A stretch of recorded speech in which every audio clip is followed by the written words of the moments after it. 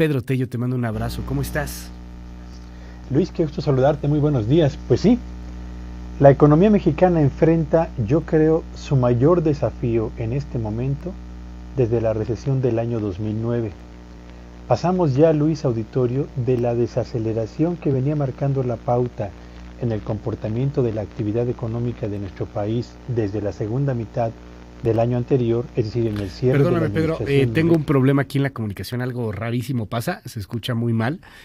Ahorita retomamos la comunicación con Pedro Tello, algo ahí se escuchaba bastante mal con Pedro. Son los resultados del primer trimestre del año, déjeme contarle que pues hay distintos factores que pueden estar provocando esto, factores internos, factores externos, pero pues no son buenos resultados. No es un asunto de ideología, no es un asunto de política, no es un asunto de fobia, no es un asunto de filia, es un asunto de números, fríos números que pues no están siendo pues muy halagadores ni esperanzadores para la economía mexicana. Pedro, creo que ahora sí ya te recuperamos, ¿nos escuchas? Por supuesto que sí, Luis. Te escuchamos perfecto. Buenos días, adelante, Pedro.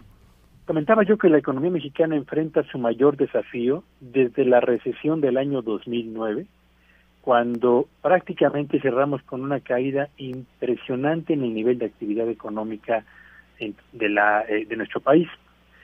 La desaceleración, Luis, que marcó la pauta del desempeño de nuestra economía desde la segunda mitad del año anterior, es decir, durante el cierre del sexenio de Enrique Peña Nieto, prácticamente se ha convertido ya en condición de estancamiento en los primeros 3 meses del año 2019 y, para decirlo concretamente, en los primeros 4 meses de la presente administración. Podemos estar o no de acuerdo con que los datos hablan de una economía en problemas o de si la limpieza que se está realizando desde el gobierno federal pronto se va a traducir en un repunte de la actividad económica, pero lo cierto, Luis Auditorio, es que tenemos francamente el peor arranque para un primer trimestre de cualquier año desde el gobierno de Ernesto Zedillo Ponce de León. La desaceleración no solamente se ha acentuado, sino prácticamente nos ha acercado al borde del estancamiento y de ahí, Luis Auditorio, al de la recesión. ¿Qué pasó en la economía mexicana para que estemos en esta condición? Bueno, pues la suma de elementos está ahí a la vista de todos.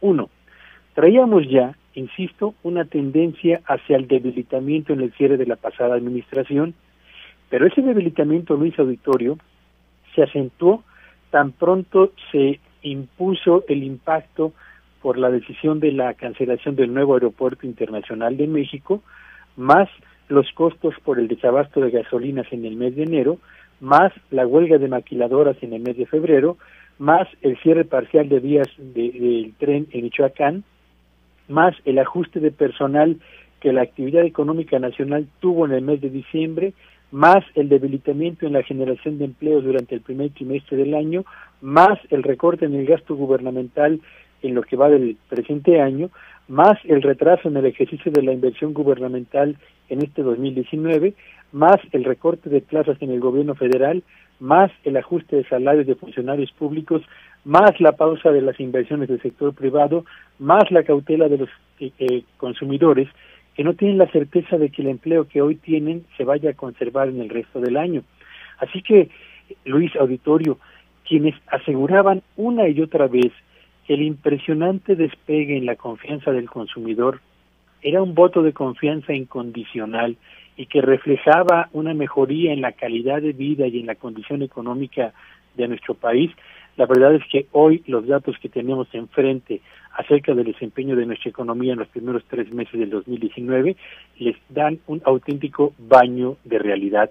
¿Hacia dónde va la economía? Yo creo que vamos en principio hacia el estancamiento en el corto plazo. Y yo desearía que cerráramos 2019 por lo menos con un crecimiento moderado, pero crecimiento a final de cuentas, Luis, porque si no es así, si no se corrigen las tendencias que dominan en este momento el comportamiento particularmente de la inversión, podemos terminar en un ambiente recesivo. Las probabilidades de que esto último ocurra siguen siendo bajas, pero empiezan paulatina y consistentemente a ganar terreno. Así que cerramos el primer trimestre de este año con el peor desempeño para un lapso similar en los últimos 10 años, y esas, por supuesto, que no son buenas noticias, Luis. Oye, ahora sí que sí fuimos muy optimistas, ¿no? Porque ayer que decíamos a lo mejor va a ser como el 1% por ahí, pero pues sí fue mucho peor, ¿no?